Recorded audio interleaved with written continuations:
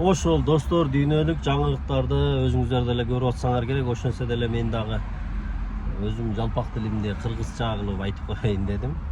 Кап этпейсиңер. Көптөн күткөн Трамп менен Путиндин жолугушуусу болуп өттү. Аляскада болуп өттү. Алясканы билесиңер, ол Россиянын жери болгон илгери. 1868-67 жылдары так эсимде жок, бирок ошол кезде баягы Александр II дегени булардын 7 миллион чем-то долларга сатып берген да Алясканы Америкага. Азыр ошол Аляска Американын эң чоң штаттарынан болот. Ошол Аляскага барып экөө жолукту, бирок эмнегедир мындай ачык неме берген жок да.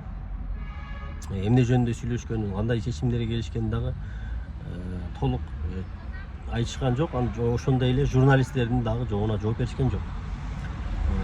Менимче өтө бир кызуу талкуулар болгондой сезилип атат, бирок экинчи жолугушуу дагы болот азырынча.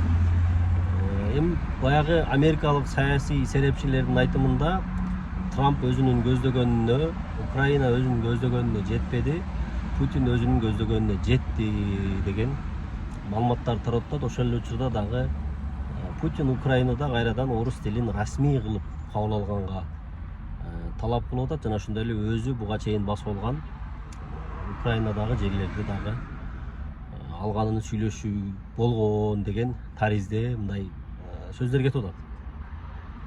Эми Трамп дагы ошону колдойт. Донбассты, ошол эле дагы башка жерлерин, Украинанын Орусия басып алган жерлерин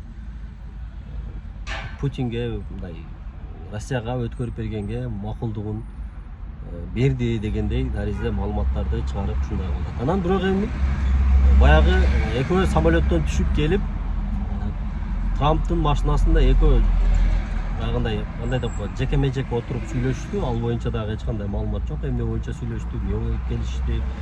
Иши кылып ошол эки чоң держава дүйнө жүзүн мындай бөлүп башкарганга дагы деле ошол аракет кылды. Бул ийгертен ошондой. Азыр дагы ошондой бир немеге кетип атат.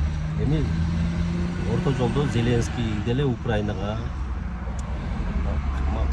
кыйын болуп калды деген ойду айттым. Себеп дегенде Америка ошол Украинадан албаган нерсесин уже Кавказ жактан алып койду да, баягы Армения менен Азербайжандын коридорун алып койду да, баягы өмүр бою орустар контролдоп келген коридорду Трамп алып койду. 99 жылга договор түзүп, эми ошол жака НАТОну киргизсем уже Украина деле